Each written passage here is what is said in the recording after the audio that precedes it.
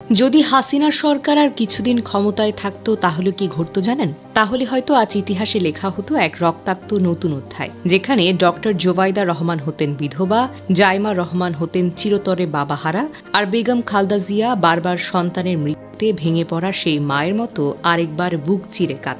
তবে এবার তিনি হয়তো ছেলের লাশ দেখার সুযোগটুকুও পেতেন না। এই দৃশ্য কোনো সিনেমা নয়, কোনো ষড়যন্ত্রের তত্ত্বও নয়। এটি ছিল বাস্তবতা, একটি ভয়াবহ, হিংস্র, রাষ্ট্রীয় পর্যায়ে পরিকল্পিত গুপ্ত হত্যার ছক।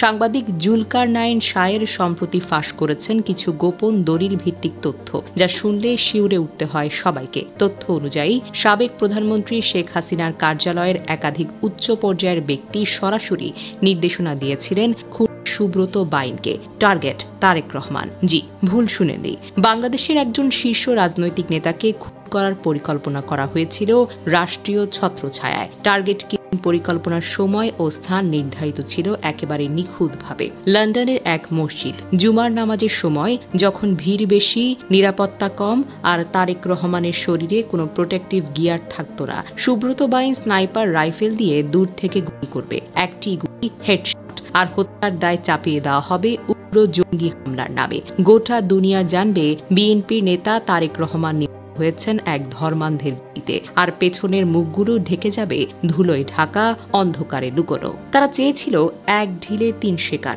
এক, তারেক রহমানকে সরিয়ে দিয়ে বিএনপিকে নেতৃত্ব শূন্য করা; দুই, জঙ্গি আক্রমণের নাটক সাজিয়ে আন্তর্জাতিক সহানুভূতি কুড়ানো; তিন, আর সুব্রত বাইনকে পরে খুন করে মুছে দেওয়া, যেন কোনো প্রমাণ না থাকে। কিন্তু এই হত্যাকাণ্ড কেন সফল হয়নি সেটা একমাত্র আল্লাহই জানেন। হয়তো শহীদ জিয়ার রক্তের কোনো সম্মান বাকি ছিল, হয়তো ডক্টর জোবাইদার কান্না কোনো অদৃশ্য আসমানি দরজায় ঠেকেছিল, হয়তো জায়মার ভবিষ্যতের কোনো অঙ্গীকার আল্লাহর কাছে কবুল হয়েছিল। একটি জুমার দিনে রক্ষা পেয়েছিল বাংলাদেশ। আজ ভারতের গোয়েন্দা সংস্থা র এর কাছ থেকে কমান্ডো প্রশিক্ষণ নেওয়া সেই সুব্রত বাইন কারাগারে। জানা যায় 2023-এর ফেব্রুয়ারি মাসে কলকাতা এসটিএফ সুব্রত বাইনকে প্রেসিডেন্সি জেল থেকে বিশেষ ব্যবস্থায় বাংলাদেশের সিলেটের জৈন্তাপুর সীমান্তর কাছে নিয়ে র্যাবের কাছে হস্তান্তর করে। তাকে নিয়ে আসা হয় র্যাব সদর দপ্তরে। সেখানে তার সঙ্গে দেখা করেন তৎকালীন স্বরাষ্ট্রমন্ত্রী আসাদুজ্জামান খান কামাল, পুলিশ কর্মকর্তা মনিরুল ইসলাম। সুব্রতকে নতুন টার্গেট দিলে বলা হয়, কাজ সফল করতে পারলে পরিবার সহ তাকে কানাডায় স্থায়ীভাবে বসবাসের বন্দোবস্ত করে দেওয়া হবে। সুব্রত রাজি হলে তাকে র্যাব কার্যালয়ের ভেতরেই একটি কক্ষে রাখা হয়। তাকে দূরবর্তী টার্গেটকে লক্ষ্য করে আঘাতের প্রশিক্ষণ দেওয়া হয়। স্নাইপার রাইফেলের ব্যবহার, মুভিং টার্গেটকে করার আগে বাতাসের গতি, আর্দ্রতা, দূরত্ব, এসব খুঁটিনাটি বিষয়ে ট্রেনিং চলতে থাকে। 2023 সালের ডিসেম্বরে সুব্রত বাইনের সঙ্গে তৎকালীন স্বরাষ্ট্রমন্ত্রী, পুলিশ কর্মকর্তা মনিরুল ইসলাম ও রয়ের এক কর্মকর্তা দেখা করেন এবং টার্গেট যুক্তরাজ্যে বসবাসরত একটি রাজনৈতিক দলের শীর্ষ নেতা বলে অভিহিত করেন। তারা সুব্রতকে পাকিস্তানি পাসপোর্ট লন্ডন পাঠানোর কথা বলে এবং লন্ডনে মিশনটি সম্পন্ন করার জন্য যা যা সহায়তা লাগবে তা কূটনৈতিক চ্যানেলে প্রদান করা হবে বলে সুব্রতকে নিশ্চিত করেন।